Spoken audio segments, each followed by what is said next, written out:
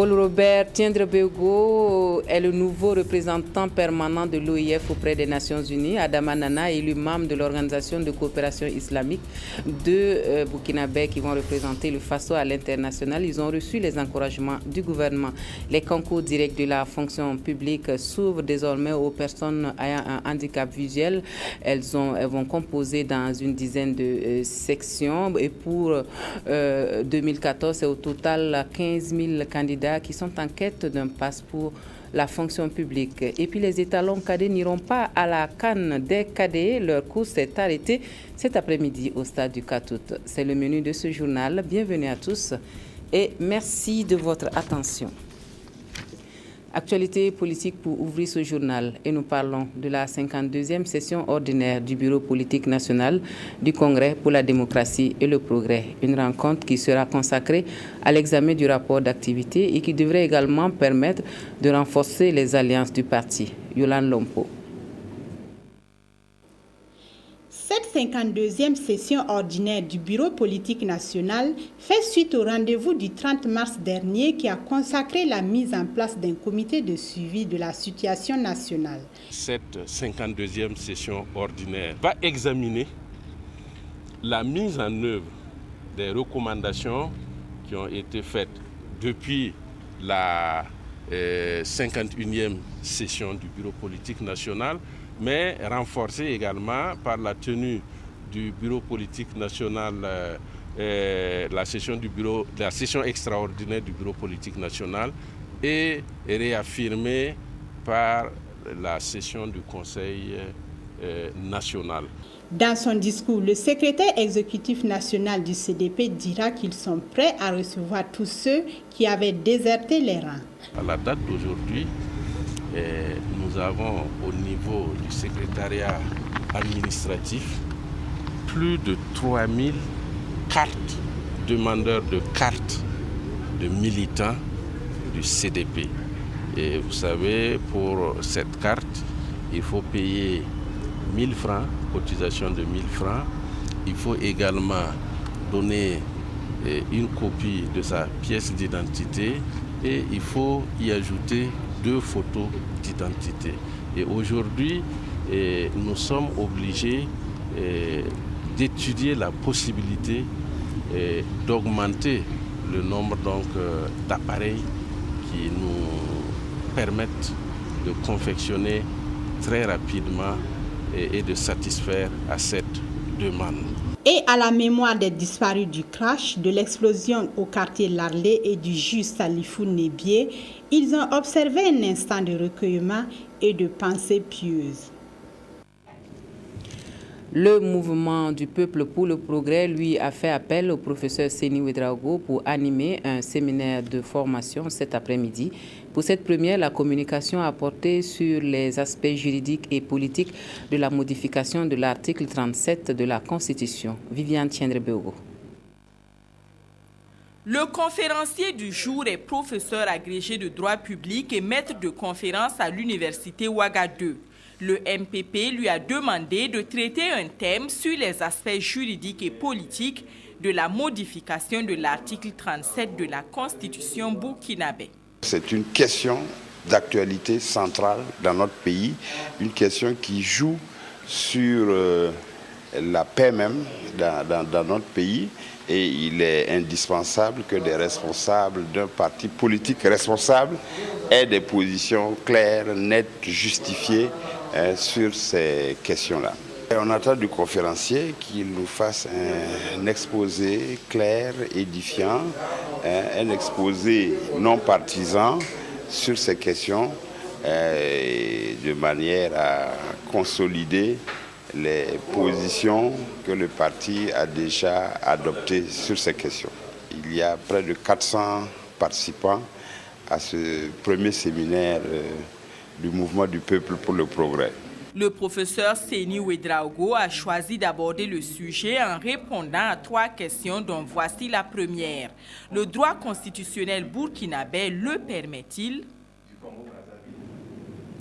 Et un peu plus tôt dans la matinée, le MPP tenait sa 2e session ordinaire. Il s'est agi du bilan à mi-parcours et de la mise en place des structures de base.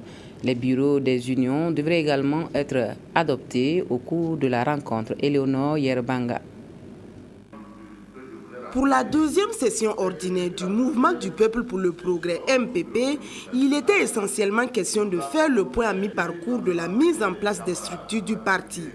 À ce jour, 44 sections provinciales et 338 sous-sections communales ont été mises en place et le processus est déjà entamé dans les villages et les secteurs. Ce processus a été lancé il y a 2 mois et vous le savez aussi que la solidité d'un parti se mesure à celle de ses structures de base. Un parti qui dit parti parle de mobilisation, parle d'engagement militant. Et c'est à la base que se joue ce militantisme-là et cette mobilisation. Contrairement à ceux qui annonçaient qu'il y aurait des fissures au sein du parti à cause de la mise en place des structures, il n'en est rien. Et à ce stade-là, le niveau atteint nous permet de dire que le parti pourra bel et bien surmonter cette étape-là sans beaucoup de heurts. La session verra également l'adoption des bureaux nationaux des unions des femmes, des jeunes et des personnes âgées pour qu'ils puissent entamer le processus de mise en place de leur structure de base. Après quoi, le parti pourra se consacrer entièrement à ses activités politiques. À partir de la rentrée, parce que d'ici la rentrée politique du parti, on aurait fini avec les structures et naturellement les questions qui achoppent au plan national seront à l'ordre du jour de nos différentes préoccupations. Mais j'ajouterai qu'en plus de ces questions nationales, le parti va s'attacher dès la finalisation de cette mise en place à la formation adéquate des responsables qui ont été désignés dans les bureaux. Avant le début de cette deuxième session ordinaire, le parti a observé 1 minute de silence à la mémoire de 3 membres du bureau national décédés au cours des 2 derniers mois. La première session du cadre de concertation entre l'État et les organisations de la société civile est prévue se tenir avant la fin de l'année. En prélude à cette rencontre, une délégation des OSC s'est entretenue avec le président de l'Assemblée nationale. C'était en présence du directeur général des libertés publiques. Écoutons le porte-parole de la délégation au micro de Anna-Lucie Guéry. Nous avons entrepris une série de tournées d'informations et d'échanges avec les autorités de certaines institutions de la République et aussi des autorités gouvernementales. Donc pour présenter un peu le processus d'organisation de cette première session qui va commencer bientôt. Donc c'est dans ce cadre-là que Son Excellence, Monsieur le Président de l'Assemblée nationale a bien voulu nous accorder cette audience, au cours de laquelle nous lui avons parlé de ce qui va se passer. Nous sommes véritablement satisfaits. Nous profitons d'ailleurs pour le saluer pour sa disponibilité et encore son souhait de voir véritablement aboutir à obtenir des résultats probants au cours de cette session qui va venir. Et il attend également des résultats qui pourraient peut-être inspirer l'Assemblée nationale dans la réflexion globale de la construction de notre pays. Voilà, c'est donc Paul Robert Tiendrebeogo qui remplace Philippe Savadogo à la tête de la représentation permanente de l'Organisation internationale de la francophonie. Manana lui signe son entrée comme membre de l'Organisation de coopération islamique de Burkinabé qui font la fierté de la nation. Le chef de la diplomatie burkinabé leur a signifié, tout en les encourageant à représenter valablement le Faso à ses postes. C'est Sylvestre Da. Premier à être reçu par le chef de la diplomatie burkinabé, le nouveau représentant permanent de l'Organisation internationale de la francophonie auprès des Nations unies. Paul Robert Tiendrebeogo, qui était jusqu'à ce jour ambassadeur du Burkina Faso à Vienne en Autriche, remplace un autre burkinabé en la personne de Philippe Savadogo. C'est un défi parce que c'est une nouvelle responsabilité qui se présente à moi. Et je compte vraiment sur l'appui des autorités pour le relever. La francophonie, c'est 77 États membres, y compris les observateurs. Donc il s'agit de défendre les principes qui fondent donc donc cette organisation, les principes et les buts de l'organisation. Et comme vous le savez, la francophonie est en pointe dans le domaine de la promotion du multilinguisme, pas seulement de la francophonie, mais de toutes les langues, l'égalité de toutes les langues dans toutes les organisations internationales.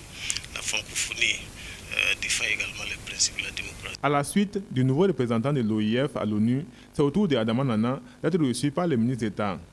Il est nouvellement élu parmi les membres du bureau de la Commission des droits de l'homme de l'Organisation de la coopération islamique basée à Jeddah en Arabie Saoudite. Il était donc normal que je vienne présenter mes remerciements et mes hommages à M. le ministre d'État qui a bien voulu placer une confiance à ma modeste personne.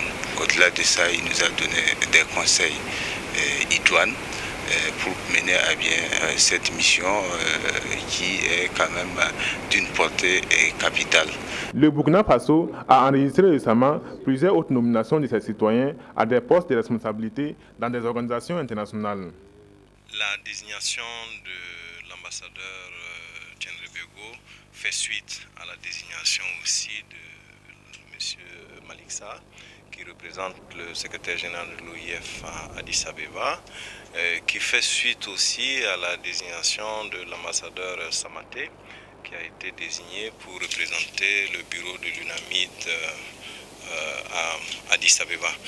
Je pense que notre diplomatie est très active et les cadres du ministère des Affaires étrangères font honneur au Burkina Faso et se font positivement distinguer par leur comportement et par leur bonne manière de servir.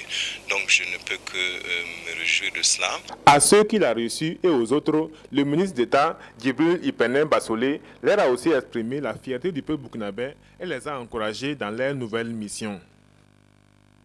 Et pour le mot de reforestation de ce journal, nous allons à Zanwara où les forestiers se sont retrouvés pour planter des arbres. La lutte contre la désertification et la pauvreté des terres est un défi qui demande l'engagement de tous. Le Premier ministre a mis la main à la pâte ce samedi, Jonas Wemba. La saison hivernale rime avec la verdure et c'est le temps idéal pour le reboisement. Nous sommes à Laba, dans la commune rurale de Zawara, localité située dans la province du Sanguier. Et c'est le Premier ministre lui-même qui donne l'exemple. L'initiative de procéder à ce reboisement aujourd'hui est de la Fédération nationale des unions des groupements de gestion forestière et des opérateurs des produits forestiers ligneux et non ligneux. Au total, 5000 plants seront mis sous terre sur une superficie de 20 hectares. Ces fédérations ont compris, je pense depuis 1987, qu'elles peuvent contribuer tout en exploitant donc le bois au reboisement, un reboisement utile au niveau du Burkina Faso. Donc je voudrais donc saluer cette initiative et inviter justement tous les Burkinabés à faire un effort pour planter un arbre. Et comme le dit si bien le ministre de l'Environnement, il ne s'agit pas seulement de planter un arbre, mais faut-il encore veiller à ce que cet arbre vive. Après cette plantation d'arbres, le chef de gouvernement s'est rendu sur le chantier de construction du pont de Zawara. Et au regard donc de l'évolution des travaux, Luc Adolphe Thiao s'est dit satisfait, une satisfaction d'autant plus ressentie au niveau de la population bénéficiaire de l'ouvrage. L'année passée, si on veut aller au champ, s'il y a beaucoup de l'eau, on ne peut pas traverser. Mais maintenant, on sommes très heureux et très contents pour remercier.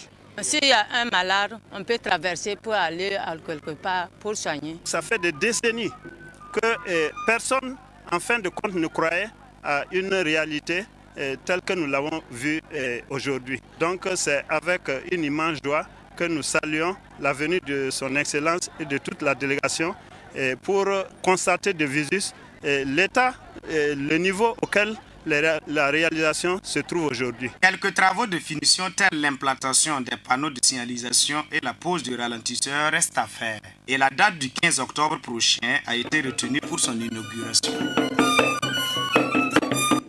Nous restons dans le centre-ouest pour prendre les nouvelles de la campagne agricole. Ici, comme un peu partout au Burkina Faso, on déplore la mauvaise répartition des pluies. Les producteurs ne cachent pas leurs inquiétudes, mais les techniciens du ministère de l'Agriculture, eux, sont un peu plus optimistes. Il faut garder espoir, rien n'est encore perdu selon eux. Isaïe Parkouda.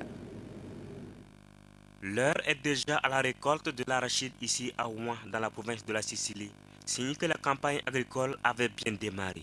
Mais depuis quelques jours, la pluie se fait rare rendant critique le reste de la production. C'est ce que les agents de l'agriculture et de la sécurité alimentaire ont pu constater sur le terrain. Dans la province du Ziro, le niveau d'évolution des plantes ne laisse pas à désirer, la campagne s'étant installée sans trop de retard. La campagne s'est véritablement installée dans la province du Ziro à partir de la deuxième quinzaine du mois de juin. Actuellement, nous devons pouvoir dire merci à bon Dieu parce que nous, on a fait le tour et puis aussi avec les échos qu'on a par-ci par-là, on se rend compte qu'on est très heureux. Si à Léou et dans le Ziro, le temps des récoltes s'annonce pour la plupart des récoltes comme le maïs, ici, dans le Burkina, la contrariété de la saison a entraîné un retard dans le démarrage effectif de la campagne. Il en est de même dans la province du Sangui. L'eau, c'est ce que ce bas-fond attend pour montrer la vertu des plantes. La saison n'est pas tellement stable parce que la pluie, on est en juillet. Ici, en juillet, ici, là, on voit de la boue, mais présentement, bon, c'est sec. L'année passée, le riz n'a pas poussé vite. Mais ce n'était pas aussi trop sec à l'air. Jusqu'à présent, toujours ici, on a toujours des problèmes de pluie, puisqu'on n'a même pas fini de semer. Il y a toujours du sésame qu'on doit toujours semer, il n'y a pas de pluie. On attend toujours. Le champ de maïs, parce que si ce n'est pas à cause de la sécheresse, je crois qu'à l'hectare, je peux avoir 3 tonnes. Tialogo, Laba, Poix, Kassou et autres localités ont fait l'objet de la visite des agents de l'agriculture et de la sécurité alimentaire. Malgré la disparité de la saison liée au manque de pluie, le directeur régional de l'agriculture du Centre-Ouest, Paul Thiem Touré, se dit confiant. De façon globale, on peut dire que la campagne actuellement est satisfaisante. C'est vrai qu'on vit à l'heure actuelle une période de sécheresse, mais je crois que tout n'est pas perdu. Nous attendons en matière de céréales environ 543 000 tonnes. Pour la région. Du riz au petit mil, du maïs à l'arachide, l'espoir est permis seulement que la nature décide d'accompagner ses producteurs qui implorent sans cesse Dieu le Tout-Puissant pour que l'eau soit abondante et suffisante pour les plantes. À présent, quelle place pour les services publics dans le développement économique du Burkina Faso? C'est le thème qui a inspiré le Centre d'analyse des politiques économiques et sociales qui a décidé d'animer un débat autour de la question. La contribution d'éminents panélistes a permis de rehausser le niveau du débat. Drissa Siri. Le Centre d'analyse des politiques économiques et sociales ouvre le débat sur un sujet d'importance capitale, le rôle des services dans le développement socio-économique du Burkina. Dans un pays comme le Burkina, carrefour de flux physiques et virtuels d'échanges, les services doivent constituer un socle pour le développement du pays. Hôtellerie, restauration, tourisme, finance, banque, assurance, télécommunications, mines et transports, autant de secteurs à fort potentiel de services à promouvoir et qui sont des secteurs porteurs de croissance. Lorsque nous prenons le taux de croissance dans le pays, qui est un des meilleurs taux de croissance de l'Afrique, n'est-ce pas? De ce point de vue, le Burkina Faso est un pays économiquement performant du point de vue des chiffres. Mais lorsque nous posons la question de savoir quel est le contenu d'un point de croissance au Burkina Faso, nous nous rendons compte, si je veux me résumer, que le contenu est facteur des pluies. Et la pluie n'est pas un produit humain. Et deuxièmement, cette croissance-là est facteur de l'industrie minière, qui est une industrie de conjoncture. Par conséquent, nous avons un contenu de croissance qui n'est pas endogène, c'est-à-dire qui n'ajoute pas de la valeur au développement économique. Le secteur des services peut soutenir la croissance à long terme. L'objectif du CAPES est de mener la réflexion afin de trouver des solutions au sous-développement du secteur. On a des problèmes de transport, on a des problèmes au niveau donc, du tourisme. On n'a pas suffisamment développé le tourisme. Je crois que ces dernières années même, avec le peu d'efforts qu'on fait, parce qu'on peut faire mieux, on voit qu'on a une augmentation tendancielle du taux de fréquentation du Burkina. Donc on a beaucoup de potentiel.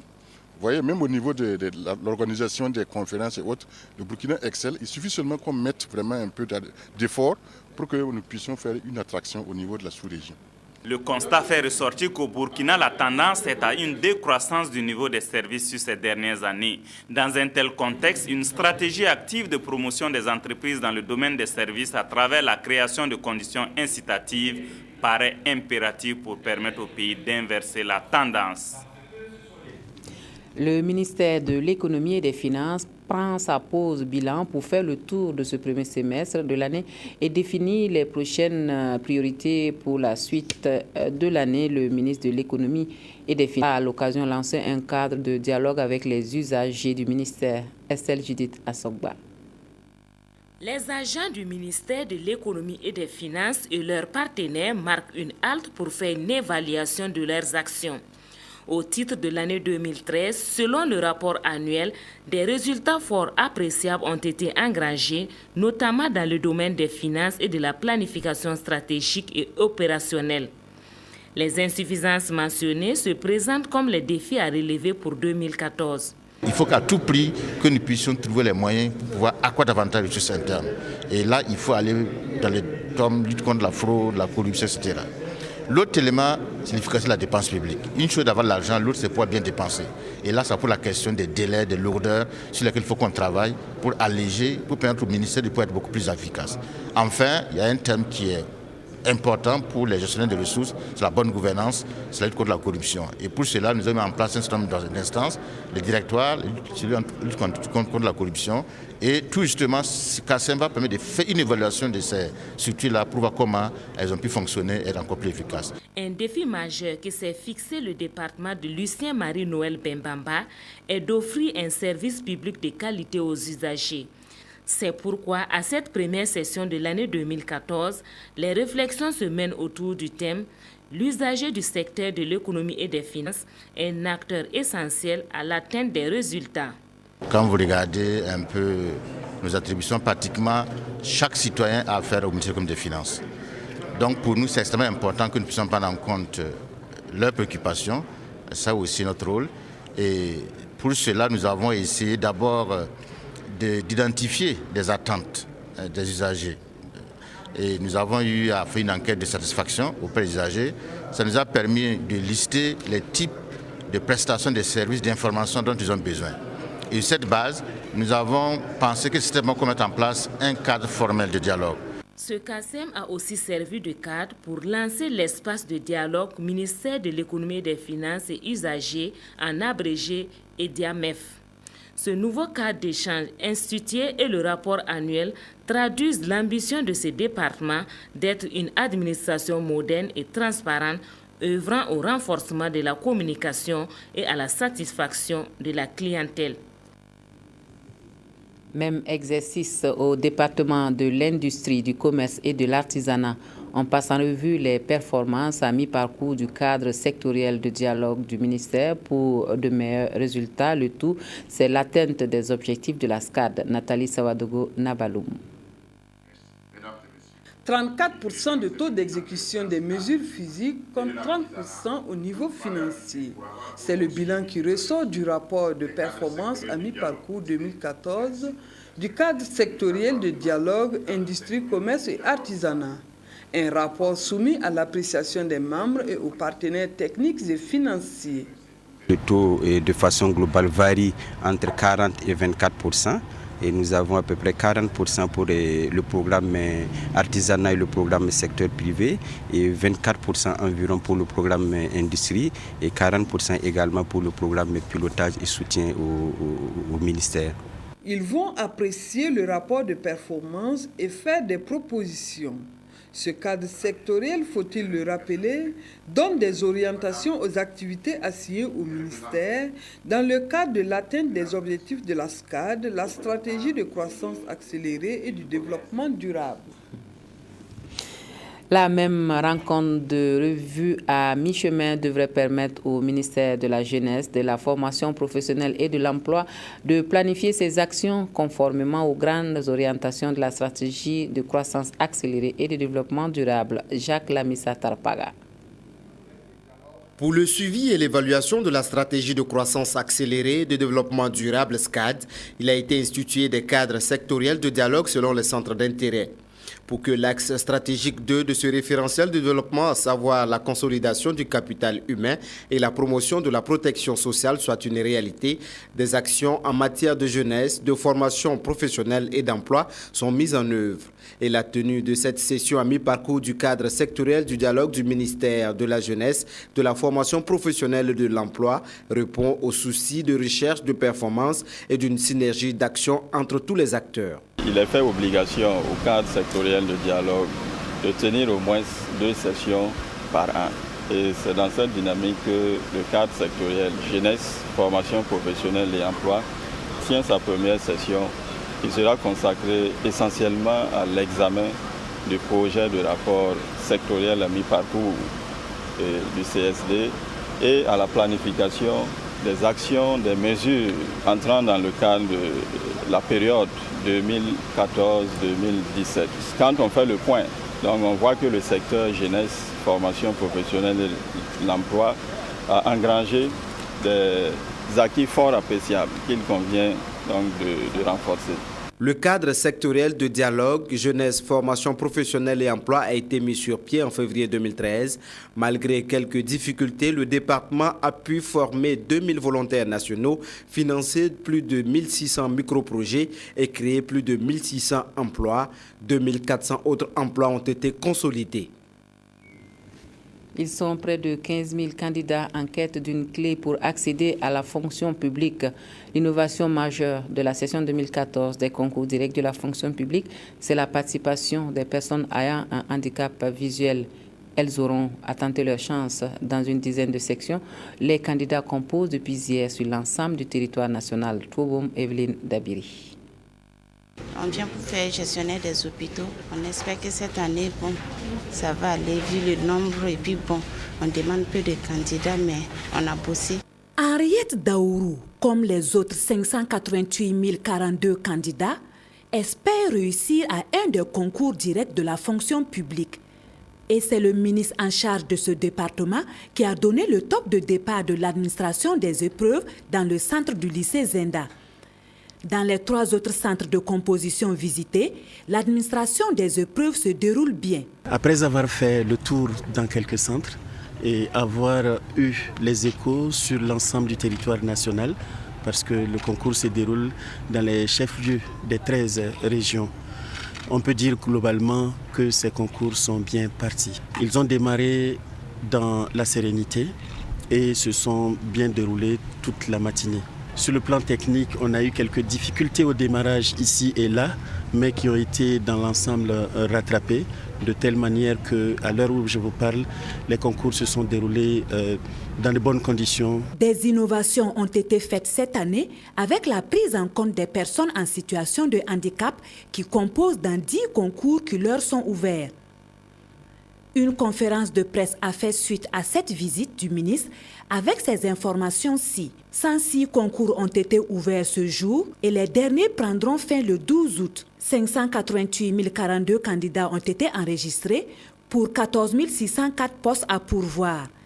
Et le coût de ces concours est estimé à 590 millions de francs CFA. Les résultats des concours seront donnés par les canaux habituels et la date limite des derniers résultats est fixée au 12 octobre.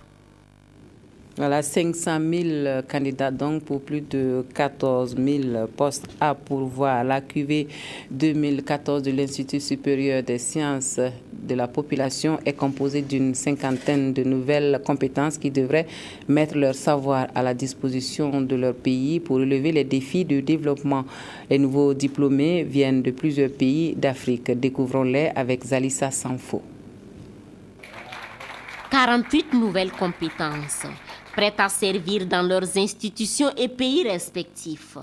25 sont aujourd'hui titulaires d'un master en population et santé, avec ces certificats de spécialisation qu'ils viennent d'obtenir. Après 2 années de dur labeur à l'Institut des sciences de la population, ils devraient pouvoir contribuer à l'élaboration de stratégies nouvelles pour élever les défis de santé dans un continent où l'on enregistre le fort taux de mortalité maternelle et infantile et où il émerge des maladies non transmissibles. Je suis médecin généraliste de formation et je suis venu apprendre les sciences de la population, C'est-à-dire, c'est un master qui nous permet de comprendre comment la société est composée et également de mieux développer les composants de la santé pour pouvoir aider la population à préserver la santé et voir en fonction de la structure de la population quels sont les événements qui peuvent influencer sur la santé. Les 23 autres, eux, sortent aujourd'hui avec une licence professionnelle en main. Ils vont désormais apporter leur expertise dans le domaine des statistiques sociales. Un très grand défi donc.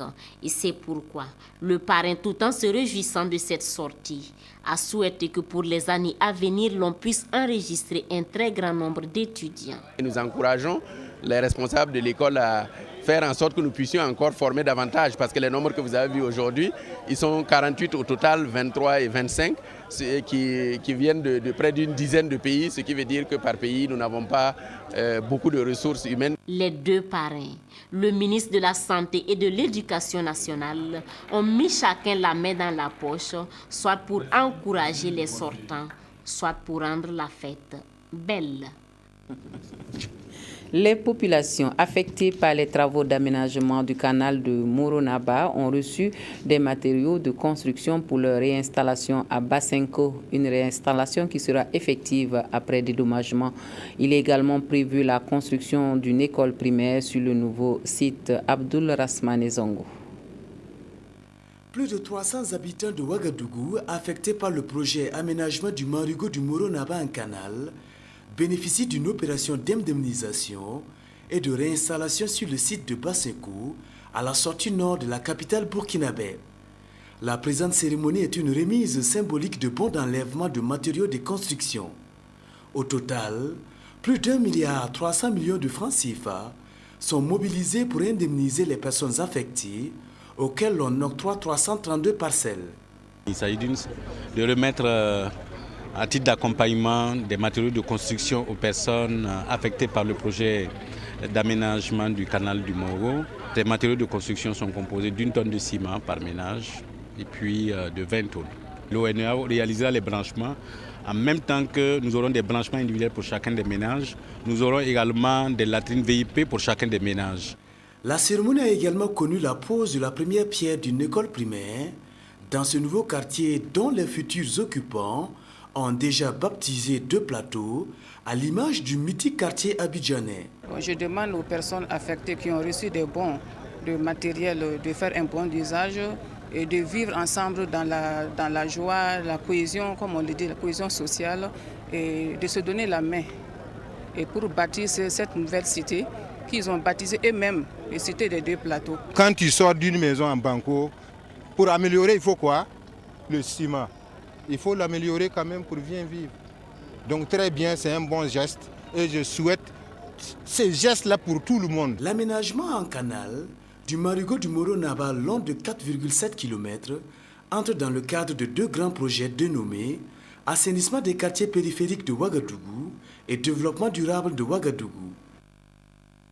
Et dans le Moon, ce sont 28 groupements féminins qui reçoivent des kits de fabrication de savon, un cadeau de fin de formation sur les techniques de fabrication de savon et une sensibilisation sur la santé de la reproduction. La donatrice a émis le souhait de leur plein épanouissement. Siriki Milogo, Paul Sawadogo. 28 kits composés de moules, de tubes de coupe, de seaux, c'est le lot de matériel qui a été remis à 28 groupements de femmes de la province du Mouhoun. Cette remise de matériel vient couronner plus d'1 mois de formation en techniques et procédures de fabrication de savon, l'utilisation des moules et les techniques de vente et de conservation du savon. La formation a également permis de prendre en charge la sensibilisation et la formation en santé de la reproduction au profit des femmes. Étant femme, je connais les conditions de vie des femmes, surtout dans les campagnes. Donc c'est ce qui m'a motivée à me battre pour avoir un petit moyen pour pouvoir soutenir ces femmes-là dans les villages. Nous sommes simplement venus soutenir l'initiative heureuse de la députée Mana Kote Awa, qui a fait une activité qui est novatrice et qui, à notre avis, a un grand impact. Et ces femmes, au nombre de 120, sont issues des 7 communes de la province du Mouhoun. D'un coût de plus de 7 millions de francs CFA, le matériel vient soulager les bénéficiaires qui pourront mener des activités génératrices de revenus. Nous sommes très heureuses, nous les femmes, qui ont appris à faire le savon, nous sommes contentes. Vraiment, on remercie beaucoup Madame le député de ces gestes qu'elle nous a donnés. Ça va nous aider. On va faire le savon, on va vendre, on aura nos bénéfices là-dedans. Nantis des connaissances, ces femmes contribueront au développement du pays. L'initiatrice de cette activité entend la perpétuer. Et comme perspective, il y a la construction d'un centre de formation des femmes de la Boukoul du Mouhoun afin de les doter d'un cadre de vie plus sécurisé et propice à la promotion des activités génératrices de revenus et à la formation.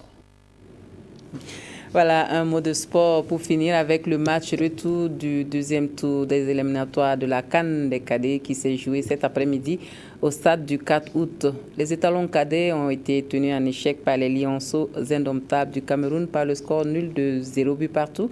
Battus au match aller par 2 buts à 0, les étalons sortent de la compétition sans inscrire le moindre but. Et sachez également que la 3e édition du tournoi international de solidarité des centres de formation de football débute demain au stade municipal de Ouagadougou. À partir de 15h, et 12 centres de formation de la sous-région prennent part à la compétition. On s'arrête là pour ce soir. Merci à vous de nous avoir suivis. Excellent week-end à tous et à toutes. À demain.